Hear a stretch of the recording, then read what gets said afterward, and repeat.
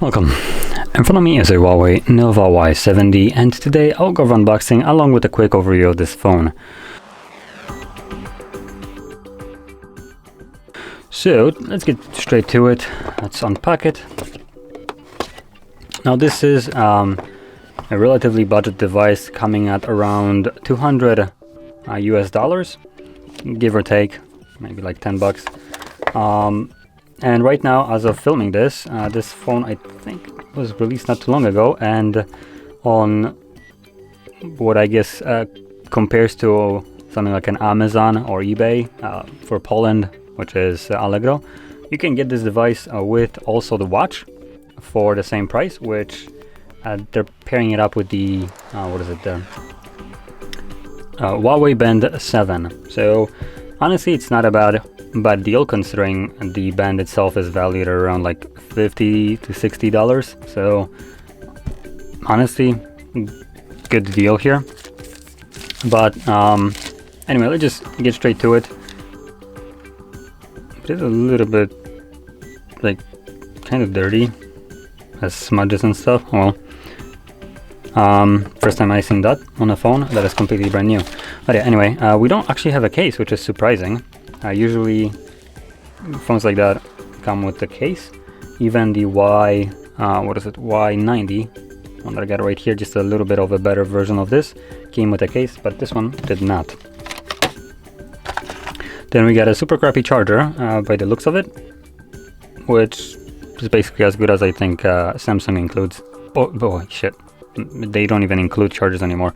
So this is actually better because we do get a charger, but it's 22.5 watts. So yeah. And then we get a cable. That's basically it. Now, one huge downside of Huawei and their price tag, or well, the thing that is compelling is the price tag, but the downside of it is this right here.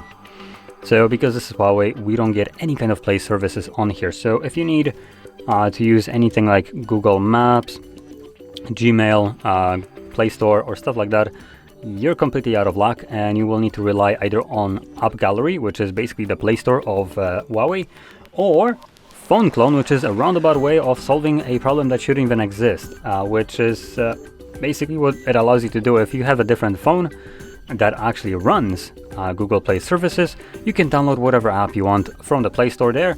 Then using Phone Clone application, you basically connect these two phones together, the one that has the Play services and this one, and then move over that app to this phone. Like I said, roundabout way of solving a problem, but that's the only way you can go about it. So yeah, now let's move over to this phone. Actually, I do have to say the design of it looks kind of nice. But the downside is it's using kind of an outdated tech right here, which I'll go over in a moment. We do have a plastic back, as you can, or maybe not as you can see, but maybe you can hear it. So this is completely plastic. We have a triple camera setup, which obviously don't expect any kind of outstanding performance from the cameras. If I can quickly find the actual specs of the cameras, that'll be fantastic, but I can't. That's a bummer. Oh no, never mind, I think I got it. So the main sensor is a 48 megapixel wide sensor, and then we get a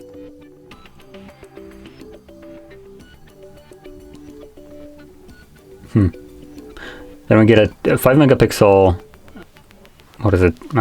wide sensor, or ultra wide, and then 2 megapixel depth sensor. Now I'm kind of staggering here with actually telling you what the sensors are, because I'm literally reading it off of different language and translating as I go. So sorry if that sounded a little bit kind of wonky there, but yeah, it's basically 5 megapixel, then 2 megapixel sticker camera, and 48 megapixel wide sensor, which is the main one. And that's basically all we get for cameras. Obviously we also have a front one, which is 8 megapixel. Right up here in this teardrop. So there we go. We do have a side-mounted fingerprint sensor as a power button. We do have a Type-C charging port and headphone jack, if anybody cares about those anymore. And that's basically all from like notable visual things right here. One more thing to note, the SIM tray right here also has a spot for SD card, so you can expand the storage past the 128 gigs of storage that this phone comes with. Also, it has 4 gigs of RAM, which is actually kind of low, I would say. And there's, I don't think, any other version that allows you to have more RAM storage, so sorry for that. So anyway, now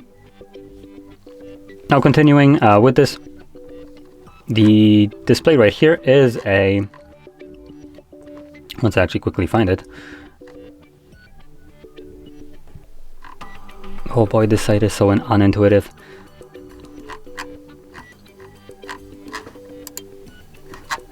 So we do have a 6.7-inch display, and I will assume that this is a 1080p.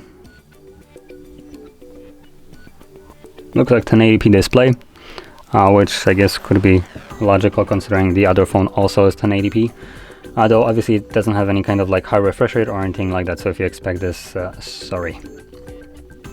And we can max out the storage in here, going back to the storage, up to 512 gigs of storage by the SD card, which is actually pretty nice. We also have a superly stupidly big battery at 6000 milliamps, so that is bigger than some tablets have it.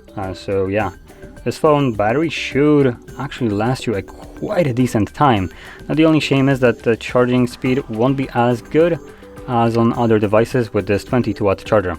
And still it won't be like anything super slow, but for instance, good that it has a case, but comparing it to this thing, which is at about 250 bucks, also comes with a watch, at least at the moment of filming this, so only like 50 bucks more, you get a 40-watt charger, and you get just generally a better package. Now I did say on the unboxing of this and like overview that this has a Snapdragon 680, and I did say that it's a couple-year-old processor. I was actually wrong about this. I'm stupid, sorry. The Snapdragon 680 was released in October 2021, so it's relatively new processor.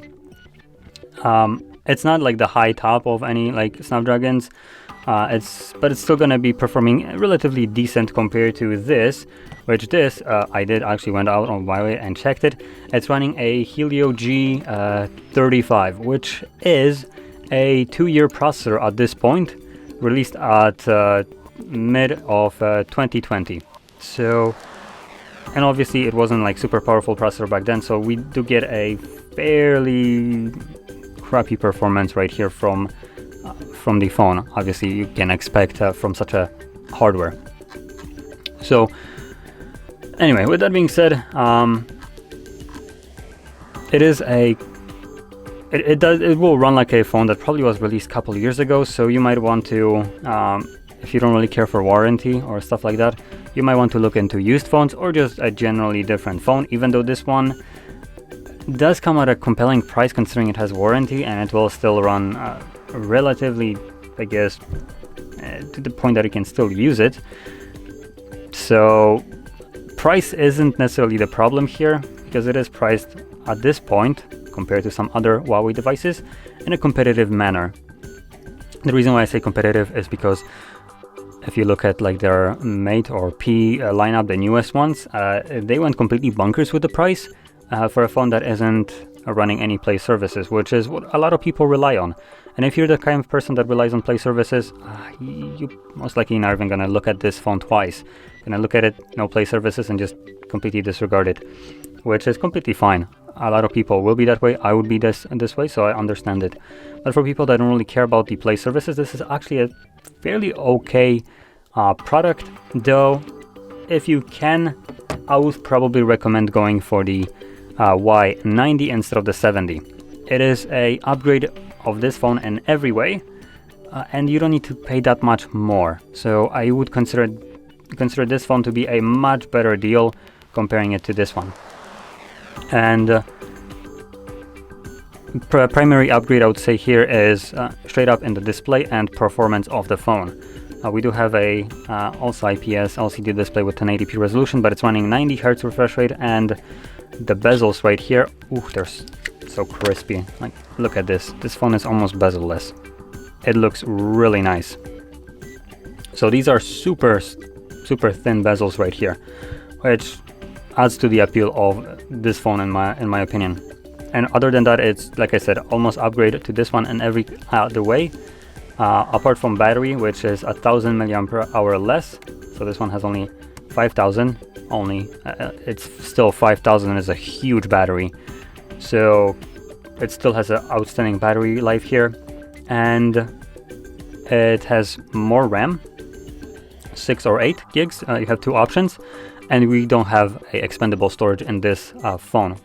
So if you need more than 128 gigs, you will need to look somewhere else, because neither can you expand this storage.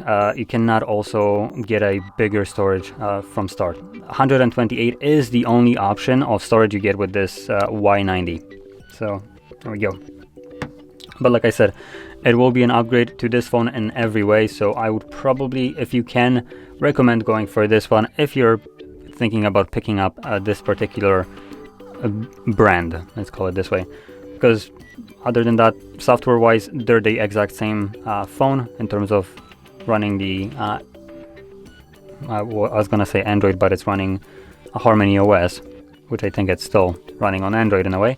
But yeah, it's same kind of experience. You're gonna have same UI and same experience between both of the devices, just one will run a little bit smoother and also have a little bit of a better display with the 90 Hz refresh rate. So that's why I would recommend probably forking out just at $50 more for the Y90, like I said. So anyway, with that being said, if you found this video helpful, don't forget to hit like, subscribe, and thanks for watching.